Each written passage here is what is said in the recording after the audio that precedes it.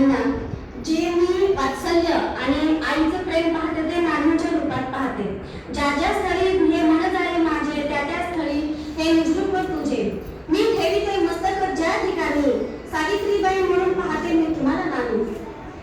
तसेच आपली आजची पतसंस्था जी आहे पहिल्यांदा मी फर्स्ट माझं खातं नव्हतं तरीही मी तिथून कर्ज घेतलं. नानींना फोन केला आणि नानींनी लगेच म्हणजे माझ्या मुलाच्या औषधासाठी कर्ज पाहिजे होतं तेव्हा मी घेतले 50,000 रुपये नानींच्या एका फोनवर आणि नाना पण तिथं होते वाटतं असं मला वाटतं. मग त्यावेळेस त्यांनी कर्ज दिलं आणि मी माझ्या मुलाच्या औषधोपचारासाठी ते खर्च केले. आणि नंतर ना आता अन्नपूर्णा हॉटेलसाठी मला मागील पूर्ण बॅक साईड वाढवण्यासाठी जे सर्व साहित्य लागणार होतं ते सोने तारण कर्ज ठेवून मी 1,80,000 रुपये घेतले.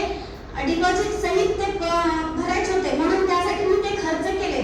आणि खरंच जे माझ्याकडे चांगले गुण आहेत ते खरंच मी नानींमुळेच माझ्याकडे आहेत असं वाटतं. जे चांगले गुण आहेत त्यांचं मार्गदर्शन आणि त्यांना मी लहानपणापासून बघत आले तसं मला वाटतं की कधी कधी मी नानींसारखंच व्हावं पण ते शक्य नाही कारण नानी कुठे आणि मी कुठे.